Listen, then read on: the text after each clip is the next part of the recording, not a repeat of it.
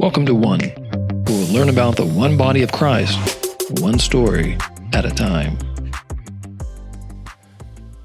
Well, welcome to One, this podcast where we hear about the many stories in this one body of Christ. And really excited today to have a conversation with Eric Heilbrun, member of NorthPark, and just a great guy. I think you're in for a wonderful time getting to hear his story. And so, Eric, welcome to the podcast. Thank you. It's kind of surprised to get that email, but it's like, yeah, okay, I'm game. Well, dude, I totally appreciate it because you were totally game in. You didn't hesitate. You replied right back. So I appreciate it, my friend, very much. And as I'm sure folks will get to learn, you have a great sense of humor and a dry sense of humor. So, no pressure here. It's like setting up the comic right before they go on stage. You put all the pressure right on them, right? Good. Thank you. No. Well, hey, man, just to get us started, hey, tell us a little bit about yourself, wife, kids, kind of tell us about your family. Okay. Well, I've been married. Now, I should have thought about this one before. I've been married for 38 years, 37 years, 36 years. 36 years. It'll be 37 years this August. Okay. Nice. So mid-30s. My wife, Lauri, and we have two adult kids, 18 months apart, two girls. Paige is 26. Rebecca is 28. And both doing very well out of the home. Shout out to Paige. She actually just yesterday was accepted conditionally to the University of Washington's hybrid MBA program. Wow. So that's exciting for her. Congratulations. That's very exciting. That's very good. Good school. We're proud of her. She worked really hard to get in. So I just we're praying and wishing her all the best that it works out real well for her. That's awesome. Older daughter Rebecca is in the UK. A few months away from finishing her master's in occupational therapy. Right. And you might have, she's been abroad. It almost seems like more than she's been here stateside. So both girls went to Cal Poly San Luis Obispo, and Paige started working right after college. Rebecca went to Spain to teach English for a couple of years, came home for about 9 months, and spent a little time at gap year, and then applied to OT schools and chose to go to school in right outside of London, Brunel University. So she's been there now for a couple of years. So we're hoping that there will be a formal graduation ceremony for Rebecca, and we're able to go in December. Oh, wow. So, we saw her, she came back in February for a brief period of time, but we've not had a lot of opportunity to see her since she's been abroad. We did get to go a couple times when she was in Spain, which was a good reason for us to travel and do some traveling that we really hadn't done before. So we got to Spain, and one of the first things she wanted to make sure we did was eat grilled octopus. Oh, there you go. Just kind of put that in front of our faces, like, here. Nice. So when we go back for hopefully when we get to the UK, I don't know that the UK is known for too many exotic foods, but I just did hear of there's something called these sea snails that are called periwinkles. You ever hear of those? Look, you lost me at snails, dude. I don't care what it's called. So I'm just wondering if she's gonna end up, here. This is something that we eat over here. It's some North Atlantic sea snail thing called periwinkles. We know them as flowers. They're over there. They're sea snails. I know them as bait. Yeah. So anyway, hoping to get over to see her, and then and Lauri and I are both, you and I were just chatting. We're both now prepping for retirement. Yeah. We're both just a couple of years away. So. Hey, now tell folks you're saying, because I thought that was brilliant, dude. You're saying for retirement, which I love it. So trying to make this seem as short as possible, and depending on which week or month it is, I can identify as a runner or not. But when I was running more miles, and you get to those last 2 miles, thinking about running 2 more miles can seem like, but I always think, okay, you know what? I just got 1 more mile before I only have 1 more mile. Yeah. So for retirement, I was telling a colleague of mine, I'm just 1 month away from just being 1 year away from starting my last year. So That's fair. I think people probably have to pause and kind of think about that. Like, wait a minute. Do the math. It works. 1 month away from 1 year to the final year of retirement. Yeah. Now there's some good mental gymnastics. I like that. Yeah. So we're starting to, think about that, and it's That's kind of awesome. exciting. Yeah. That's awesome. Well, and for you guys, kind of a big transitions coming. We've already had the big transitions of having kids leave the nest, and then for you guys, one thing kind of pops to mind that I remember, it's sort of off topic, but it just struck me. In transitions, there's in change and kind of craziness in life, and here this last year with COVID and craziness, and we tried to go back on campus, as things let up a little bit in the summer for Sunday worship. And, sadly things got bad again in COVID and we couldn't do that. But that one Sunday, and you were up there and saw you, and just the joy that you had in being able to come back and worship again and being able to see each other. I never had a chance just to tell you, just like, that was such an encouragement to me, because at that point we'd been doing online stuff from March, April, May, June, and it was probably like, I guess maybe July, I forget. And so it'd been a long time, and, just kind of preaching to a camera in an empty, sanctuary. And then to be there on campus and for you to come in and just your excitement, your enthusiasm, your joy really of being able to be back and then to be able to see each other, that was a huge encouragement to me. And I just wanted to tell you, man, that was a light for me in the midst of all that darkness, dude. Thank you. No, I mean, it was good to be out. It's good to start seeing people in person again and having those connections. And, everybody's wired differently. And I'll tell you, I've been working from home for these 14 months. I went into my office once because I had some technical issues that I needed dealt with on my laptop. Other than that, I've been at home. And we're going to reintroduce people into the office next week, actually, for the first time in our Los Angeles office. I'm probably one of less than 20% that were polled that said I'd like to go back. Not full time, but other people are, they're content to stay at home. And I'm not wired that way. I miss the connection with colleagues, with clients. And, Lauri hears me tell people that over and over again, and she thinks, what, you don't like being here with me? And it's like, and it's not that. I just, I think we need those connections. And so it's important to me. So I'm glad to get back to our campus and, see the folks that we haven't been in person with for a long time. It's so good. I mean, like for worship, what's really struck me back in October when we were able to do the outside service again. This is like October 4th was the first time, and we're outside and we're under a tent, and it was the first time we'd had everybody back for a service. And the first time we sang and you could hear all the voices, it was just almost overwhelming, because it was so good to have everybody singing and hearing everyone together was a really powerful, wonderful thing. So I totally get that. Hey, a question I'd like to ask you as a Christian, your story. So how did you come to faith in Christ? I know your story is a little different than maybe some others at NorthPark, your family of origin. So kind of share us with that.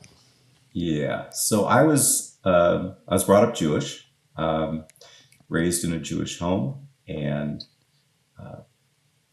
probably, fell into that category of what people would refer to as a cultural Jew. So we didn't go to synagogue regularly. There wasn't really worship. Passover would come. We'd bring matzah into the house, but we wouldn't necessarily have a Seder. Hanukkah, we'd light the candles. But it was important for my parents, that I be bar mitzvah. So at age 9, I start Hebrew school, and from 9 to 13, I went to Hebrew school and was bar mitzvah at age 13. And I tell people, and this is true, I could probably count on one hand the number of times I've been in a synagogue since my bar mitzvah. Wow. And that includes being dragged to synagogue a couple times by a high school girlfriend. Lauri and I met at Cal State Northridge, and ultimately got married. And she had been going to church. She was raised in a Presbyterian church. So when we got settled in our first house, which is in San Gabriel, she was looking for a church that she could go to, and actually found a Methodist church that she liked. And she asked me, would you go with me, just to keep her company? No expectation of worship, or just to accompany her, so she wasn't alone. Yeah. I said, absolutely. So I would go to church with her. Okay. And that kind of morphed. We moved out here. We ended up going to Valencia United Methodist, and I would continue to go with her, and it was fine. Met friends that became friends through doing that. Communion Sundays, everybody would get up to take communion one way or another, and I'd be sitting down, just, I wasn't taking communion, but it's okay. Okay.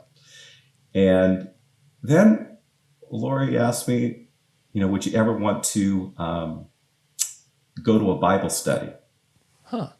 And I said, yeah, sure, I would do that. And there happened to be one called Faith Link. Okay. And I described it as talk radio meets the Bible, where it would take topical issues and look at them through a biblical perspective. Oh, interesting. And that was really right up my alley, because, I'm one of the idiots that post comments in the Signal and, current events, and have trouble not expressing my opinion on things. So I started going with that. I really enjoyed it. And, what was funny is that the gentleman that was leading it would often, when something came up had to do with a Judaic heritage or something like that, he said, well, Eric, you're Jewish. And it's like, dude, I'm telling you,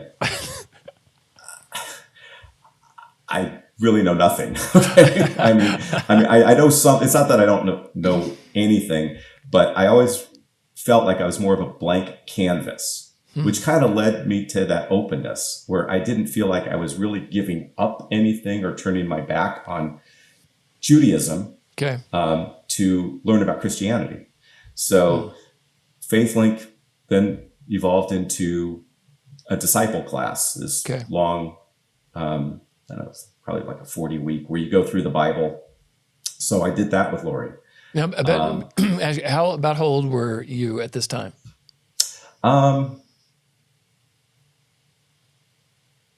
Mid-30s, I think. Okay.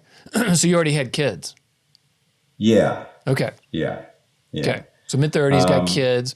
You're attending with Lauri, and did the Faith Link, and then there's this 40-week. You said?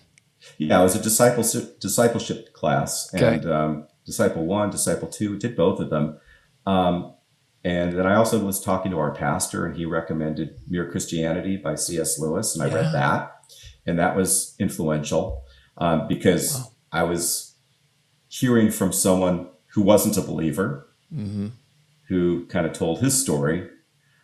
So it helped me. It resonated with me. And so my coming to Christ was not like some people feel it like, struck by lightning, I guess. Right. That was not me. It was a slow journey, step by step.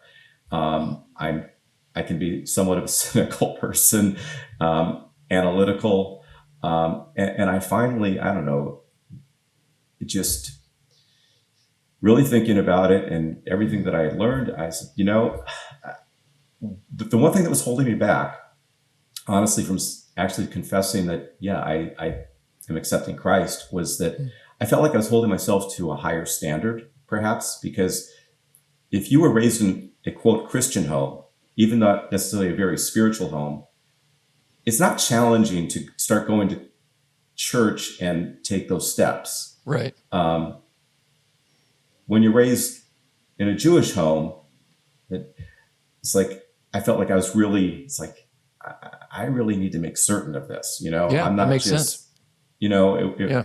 So I finally realized it's like I don't have to have all the answers, and that was the other thing. It's like, and I realize now, and I feel like more mature in my faith, and I realize there aren't a lot of people that have all the answers. And if you wait until you have all the answers, and that there's no doubt, and that you don't question anything, it will be very hard for a lot of people, I think, to commit to that faith. True. And part of even the word faith is that we don't have all the answers. Yep. Yeah, that's well said. That's so true. And just a number of things about your story, the difference there and how people come to faith. Some are, instant, kind of like the Apostle Paul, blinding, experience on the road, road to Emmaus.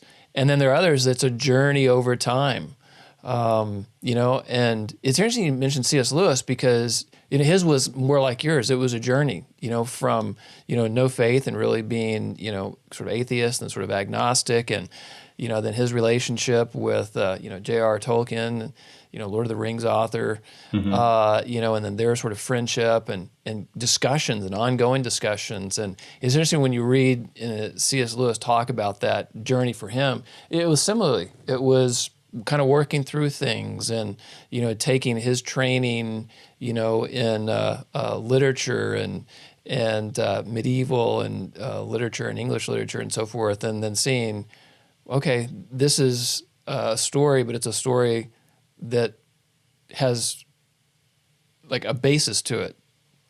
And then, he even, I think at some point says something similar to you of, there's still a mystery there, right? That not everything is neat and tidy and perfectly buttoned up. But yet there's enough clarity to take that step of faith. Yeah. And I, in many ways, I'm a path of least resistance type of person, or I like to distill things down into more simplicity, rather than rack my brain over things that I realize I will never have the answer to. And one of those things is, when you look at theologians and biblical scholars, and they don't agree. I mean, there are different philosophies. True. So again, it's like, well, listen, if these people that have far more wisdom than I will ever have when it comes to the Bible and theology can disagree on things, it's okay for me to have questions. Yeah, absolutely. So, and I feel a little more, I'm definitely a lot more confident in expressing that, because again, it's like the perception is that, it's like everybody gets it, and if you have questions, it's like, well, you really shouldn't be having those questions. But I think it's okay to have those questions. And and it is a journey. And we don't really, at least while we're here, the journey never really ends for any of us, I don't think. Absolutely. And having that, I think it's important, for people to feel safe in asking questions. Boy, and I hope NorthPark's that kind of place for people where they can come in and go, I don't have everything worked out, and maybe I'm not a Christian yet, or I'm just kind of checking things out. But I'm going to come in, and it's okay to come with the questions, and it's okay to come and not have the questions answered, and be in a place of working things out and wondering and raising questions, and go, I don't get this, or, I'm struggling with this aspect. And it'd be like, cool. That's right. Well, we'll do this together. Right. And we'll go through this journey together, and, take it one step at a time. So for you, when, you came to trust Christ as Savior, So for you, that you've been now a Christian for roughly a couple of decades? Yeah. Okay. Yeah. So a couple of decades, and so that journey for you has continued in growing and learning. And one of the things that I've seen in you, Eric, and I really appreciate, and I think you're a great model for guys, believers, particularly guys at NorthPark, is serving. An example of that is with Care Portal. And folks aren't familiar with Care Portal. It's an organization that helps connect the local church to needs in their community, particularly needs that have been surfaced through agencies like Child Protective Services or counselors at a high school that participates, and they have some family that's in need, or some family where the kids maybe are going to have to go into foster care if maybe some material needs aren't met. And then so if they can connect the family in need with a church that has the resources, right, then boom, some great things can happen for a family. So long story short, opportunity came up for us to form a new team. And it was so fun seeing you and another person in our church, Liza Purdy, step in to lead this new endeavor. And you guys stepped in the midst of COVID, of all times. I mean, of all times to try to do something new like this. And you guys jumped right in. Kind of talk for a few minutes, if you would, like, what have you found about serving in the ways that it impacts you as a Christian? Like, how has serving impacted you in being a disciple and in knowing Jesus and in growing as a Christian? I'd just love to hear your thoughts on that. I guess this is another example where I distill things down into some simplicity for me. And I've glommed on to the great commandments: love God, love your neighbor, and how you express that. And I think there's nothing more important. I mean, that's what Jesus says. That's why it's part of the great commandments, is to love your neighbor. Okay? I mean, it's pretty simple and straightforward. So how do you do that? And I think we all need to find ways to do that. And I mean, truth be told, there are some people that do an amazing amount of work. I never feel like I was one of those people, and I can feel convicted that I don't do enough. But in some way, I think that it's just part of expressing our faith. And I think that that's one of the most important things to me, is that showing that love. And I always go back. There's another thing that I continue to refer to, and it was a conference that we attended. It was Act Like Men. It was in Long Beach, and we did it in lieu of a men's retreat one year. This goes back a number of years, and I forget who the pastor was or the speaker was, but his point was that, we're not going to agree as Christians, and certainly if we get into discussions with those that are more secular, we are not going to always agree in terms of our worldview and how we see things. But the thing that should be apparent is that you should be able to identify the Christian in that group as the one that seems to be exuding love. Oh, that's well said. And that was probably my big takeaway from that conference. And so, you need to find ways to show that. And truth be told, I think in many cases, there are a lot of people that can fall in this category of the angry Christian, that we can get so passionate about what we believe that, you almost come across as the angry Christian. And that's, people look at that and go, if that's what it is, I don't really want a part of that. Yeah. So. Yeah. Oh, yeah. Well, and Jesus said, they will know you, talking to the disciples, they will know you know us by your what? Love, right? Yeah. And that was going to be the hallmark, of those who are really with Jesus, to be known by your love. And particularly it's love for others. And, it's interesting you say you boil it down. Well, your model there of the best one to boil it down is Jesus. So, well done, because he's like, asked the question, what's most important? And he goes, hey, what's the greatest commandment? And he takes those two: love God with all your heart, strength, mind, and soul, and love your neighbor as yourself. These two, everything sort of hangs on those. And, it was so fun when that request came through for NorthPark to be a part of this, because it was just a God thing, where you've got a university on the other side of the country that is saying, hey, we, through our football team, want to contribute funds to Care Portal, and then Care Portal match us with a church, and then Care Portal, of all the churches in LA County, right, I mean, that they could choose, they chose us. It's like, okay, that's a God thing, right? Little NorthPark, 100 churches, and they chose us to match us with, a university, D1 university on the other side of the country, and they're going to give money, and then we're responsible, get the stewards to take those funds and match them up with needs through Care Portal and in here in Santa Clarita. And it's like, oh my goodness, like, okay, Lord, this is completely you doing this. And what's, needs can come up, and, you could have opportunities like that from Care Portal, University of Missouri. But if you don't have people in the church that say, here I am, mm-hmm. Lord, use me, then nothing happens. It's just like, okay, great that happened, but you got to have people step up.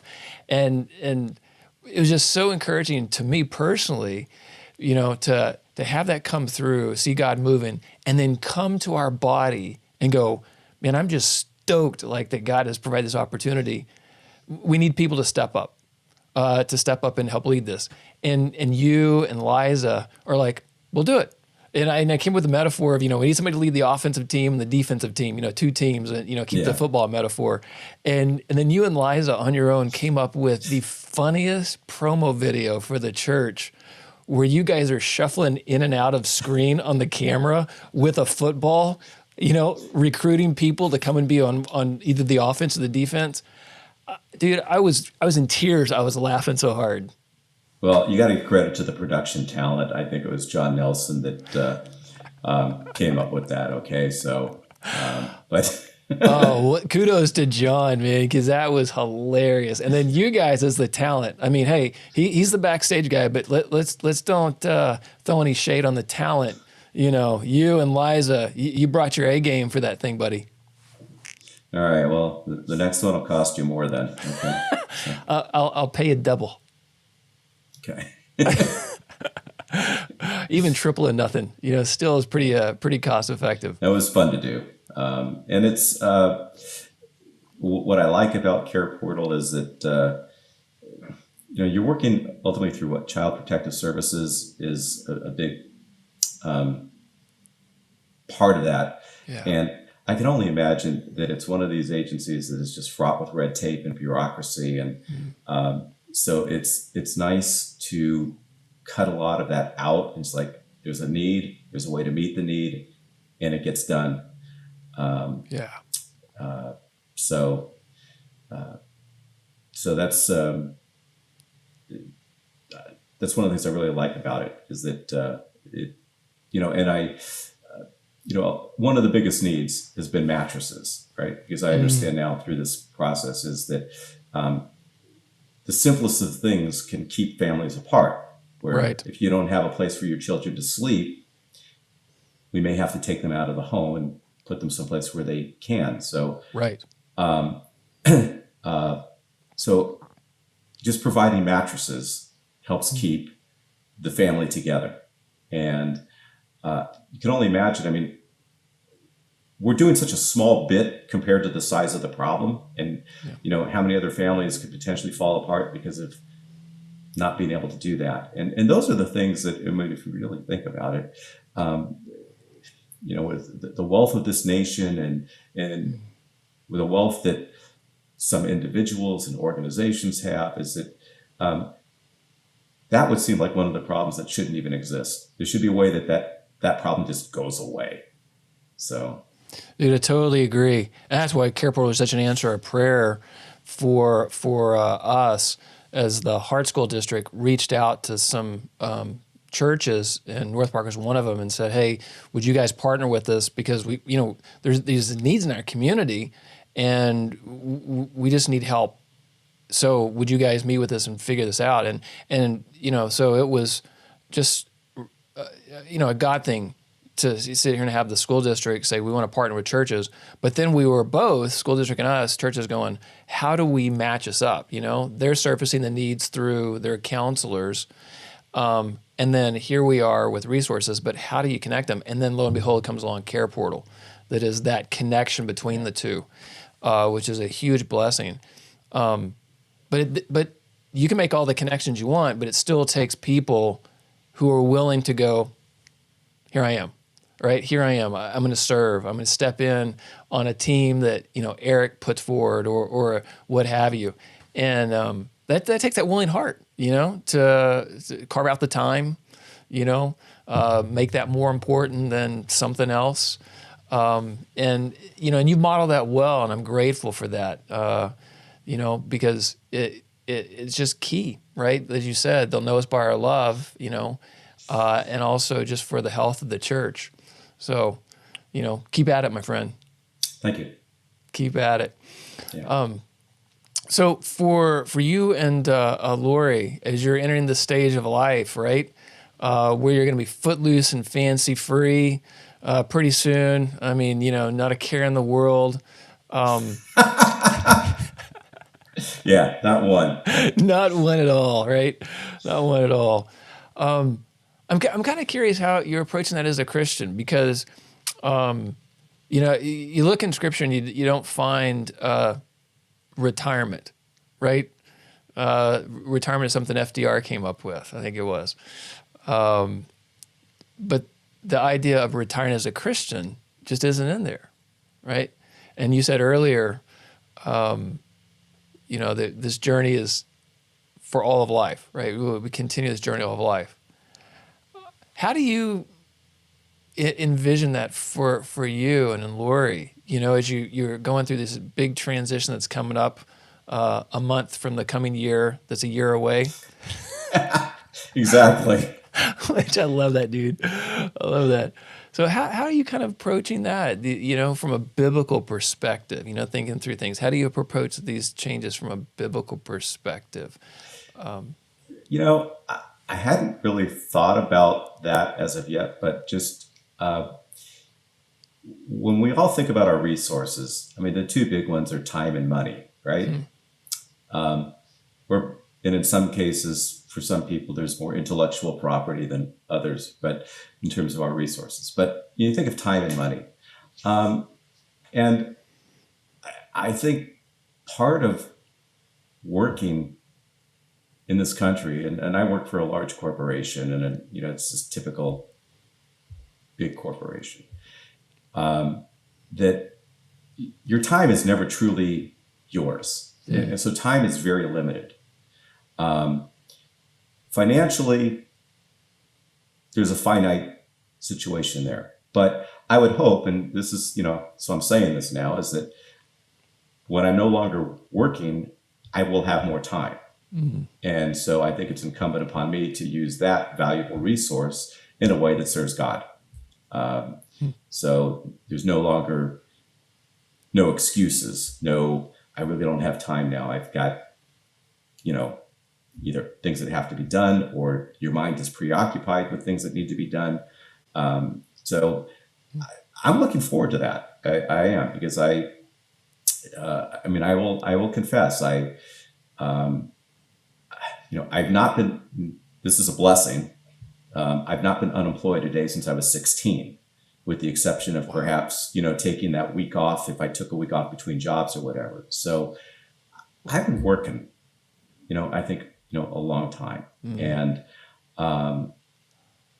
And we all go through the stages where, you're working, Lauri's working, she's a special ed teacher. Mm.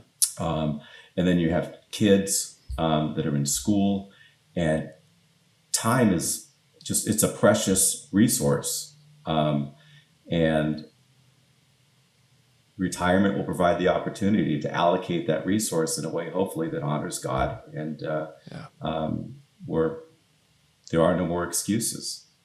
So don't know what that'll be yet, but I'm looking forward to it, because everything comes at the expense of something else right now, it seems like. If you allocate more time to the church, or more time to serving God, you are taking that time away from perhaps your family, your children when they're younger, or work. And I know everybody says that nobody looks back and says, boy, I wish I would have spent more time in the office. But I think they were saying that back when there was a little bit more loyalty in people. I think things were a little bit different back in those days. I mean, corporate America now is this kind of a free agent nation. And it's like, well, the expectation is we gave you the laptop, we gave you the cell phone. And if you don't want to commit to doing that, somebody else will. So it's almost not discretionary, I guess is what I'm saying, is that it used to be perhaps that phrase kind of emanates and implies that there was some discretion. I wish I wouldn't have spent so much time at the office. And some of these people that maybe would choose not to spend so much time at the office find themselves having to look for another job. And that's, I think, it's kind of a harsh reality. Yeah, well, the changing dynamics, right, of work and sort of our economic situation, as a country and as a world, it's kind of the irony that as technology has increased, and there's always the promise, right, that's been held out. Boy, as we become more technologically proficient in new gadgets and new things, then it's just going to free us up. We're going to have all this ample time where, we're going to be shuffling as much paper, and we're going to, it's going to create space in our lives. And I don't think I've talked to too many people that say, technology has created more space in my life. In fact, it's just kind of created a lot of the demands upon our times. I mean, did you ever watch the show Mad About You? Remember that show with Paul Reiser and Helen Hunt? I've seen it, but it wasn't. Well, that show is similar to like Seinfeld, set in New York City, kind of like in the early 90s, but it's all pre-internet. And so they put the reruns up on TV and started, just one of those, that and Seinfeld, just, love those. And started watching them. And what was so fascinating was so many of the stories revolved around things that completely wouldn't today. Like one of them was they couldn't leave the apartment. It's a sitcom. They couldn't leave the apartment because they're waiting for the phone call, and then they're afraid that the answer machine, wouldn't get it, right? And right. And then they're trying to figure out what to do, and he's pulling out the New York Times, and it's just he's thumbing through all this stuff, and there's no going online to search for stuff. No Instagram, no Facebook. I mean, it's literally, it's fascinating. It's, only set 20 years ago, and yet it feels like you're watching a show about a very different way of life. Yeah. Right? I mean, a very different way of life. That's my point. And I think that different way of life impacts all areas, right? Including the demands on our time from work and from others. And yet, I think the biblical call there hasn't changed, right? I mean, the biblical call for Christians, like you said, to love your neighbor, to use your spiritual gifts, to gather together as Christians to worship. Keeping that priority in the midst of the changing demands is so important, but it can be quite a challenge, right? It can be quite a challenge. Yeah, because it creates a lot more distraction, some unnecessary, some perhaps necessary, but and it takes away from the ability to actually think and spend time with your own thoughts, perhaps, because we're bombarded. True. Like you go to fill up, go to the gas station, right? And what's on the pump but a screen. I get in an elevator in my office. If I can remember what that was like. There's a screen in the elevator. And, it just makes me think, what am I, the Screw Tape Letters, another C.S. Lewis book. And, and it talks about, the devil and ways of separating people from God. And while, technology has kept the church together during the pandemic, aside from that, it's a great way to drive a wedge between people and having that time to just even think about God and Christ and that side of their life. Boy, it made me think of exactly the Screw Tape Letters, one of those chapters where the elder demon is writing to the younger demon to give him direction and guidance, and how to keep what C.S. Lewis calls the patient, right, which is the person from following the enemy, which is God, right? Right. And so the elder demon is writing to the younger one saying, best things you can do is keep him distracted, right? Just keep him distracted. Keep him interested in, the silly things that are going on, some, mundane or, irrelevant kind of things in modern day life. And he's writing this back in the 40s, right? And he's talking, modern day life, the distractions of modern day life to keep him, from occupied in the important things. And I think, boy, man, your point is so well made. You think about all the distractions when, for example, you go out in public now, and I've got a new thing. What I do is I try to, at some public place, I look around to see not how many people are on their phone, but how many people are not. So that's what I do now. Is I'm like, okay, I want to see, like, particularly if you come to some spot, like you're waiting in line, for something. Maybe it's to get a table at a restaurant, or you got a few minutes. You're checking out, at a store, what have you. So those moments of quiet where maybe before we had cell phones, our mind would have wandered. And it's fascinating. I was reading this research paper talking about how important that is for creativity. Do nothing time. Mm-hmm. That actually it's not unproductive. Actually, that free space is good. But instead, when we get in those times of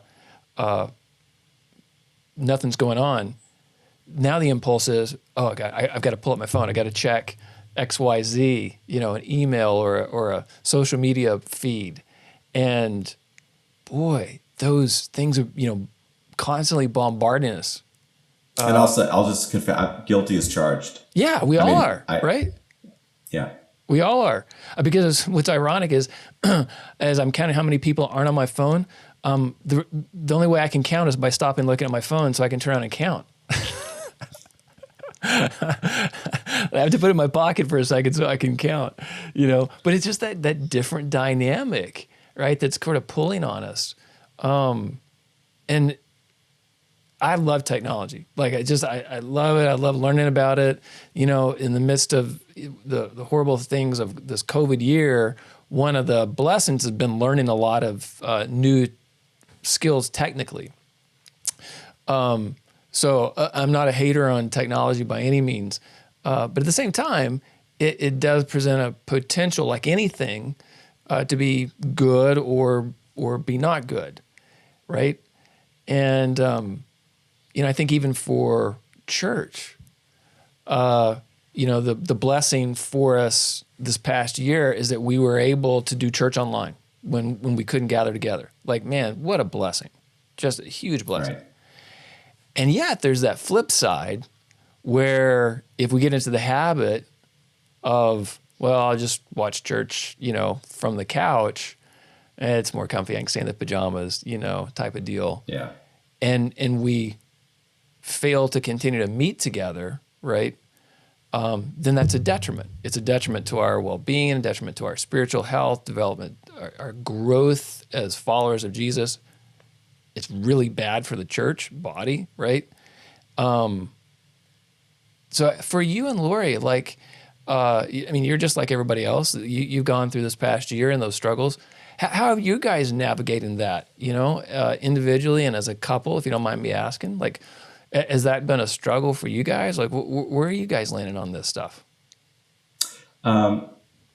Together, I think it was fine, honestly. I mean, I joke where, Lauri probably heard, I don't know how many times, over conversations of mine where I expressed to people at work or that is work related about how I feel like a teenager that's been grounded for a year. My little office area is a retreat off of our bedroom, so I'm in my bedroom all day long, and I don't like it, and I'm antsy. So that's how it's impacted me. But in terms of our relationship, we've been fine. It's worked out well. She has her space, I have my space. She's a special ed teacher, so it's been really challenging for her to start to, when she first started to have to use Zoom and the technology to do what she could do. And, again, I mean, neither one of us are 30-somethings anymore. So it's not what she signed up for when she became a special ed teacher, and she's gone her whole career not having to deal with that. Wow. So that was particularly challenging for her. But now she's, you just roll with it. It is what it is. And it worked out okay. And, as you said, I mean, technology, kept us connected to the church. Technology has kept us connected to our small group. So that was all very important, and having those connections and some sense of normalcy throughout all of this. And when you hear about people that are really struggling, and I know there are many that are for a whole host of reasons, I think it's people that have completely lost connections. And maybe they're working remotely, but I think having that small group has been great, and just being able to share what's going on in our lives and to hear what's going on in their lives and keep that connection going. And now we're back together, meeting outdoors for the time being, but we've been getting back together again in person, and it's been wonderful. Yeah, reestablishing that in-person connection, which is so critical, so critical. Well, hey, Eric, I just want to tell you thank you, buddy, for taking time from work and playing hooky, to do this. No, I'm just kidding. No, you're not, actually. Okay. Hey, but you're a month from retirement, so it's fine. Sort of. A month from the year. Before the year when you retire. Exactly. Exactly. Hey, buddy. Well, again, just appreciate you being on this, and just love you and Lauri, and look forward to continuing the journey with you guys. Thank you very much. Thank you. Well, friends, it's good to have you join us for another conversation here on One, where we get to hear these many stories as one body of Christ, and look forward to doing it again, where we continue just seeing the incredible ways that God is at work. And if you don't know Jesus, encourage you. Reach out to me, to Robert Cavan, robert.cavan at northpark.com. I'd love to engage with you, and welcome to come anytime to NorthPark Community Church so we can do this journey together. So until next time, take care.